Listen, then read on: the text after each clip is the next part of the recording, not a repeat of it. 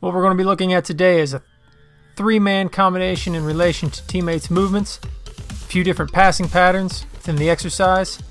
Comes straight from the book Score More Goals Volume 2, Combination Patterns to Goal.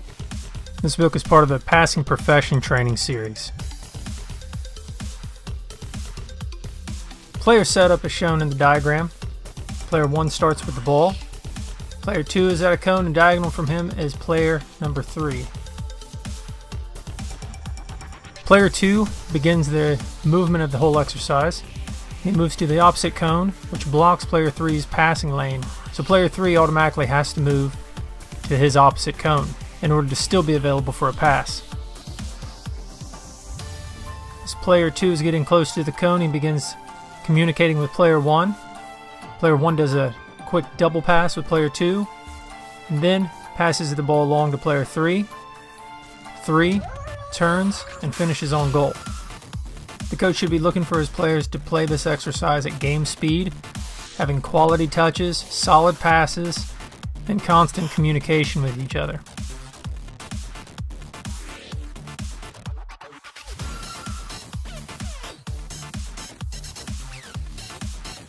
In the second combination that we're going to be looking at, the players set up in the exact same way as combination 1. The movements are also the same. Player 2 starts off by making a run to a cone, and player 3 needs to open his passing lane by running to the opposite cone. As player 2 gets to the cone, player 1 passes and does a double pass with player number 2.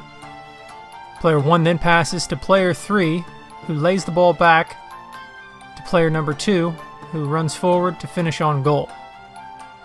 Once again, coach should be looking for quality passing, quality touches, speed of play, high amounts of communication, and a high work rate from his players.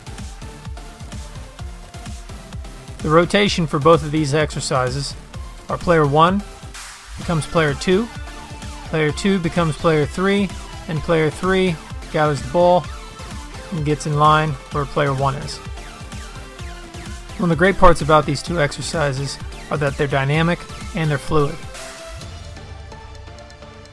This exercise allows players to create a habit of reacting to each other in order to open up passing lanes for themselves and give better angles of support to the player with the ball. The coach can also set up these exercises where the players are at the opposite cone as the starting point. That way players get used to running the opposite direction and reacting to it. Another option to these exercises are to have players 2 and player 3 right in the middle of their cones. Have player 2 make a run to one of the cones on the side, then have player 3 react to that by running to the opposite cone and allow the exercise to begin.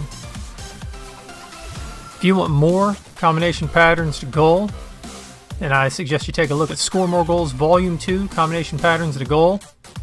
You can find the book on EliteTrainingBooks.com or Amazon.com. This is Coach B for EliteTrainingBooks.com. Thanks.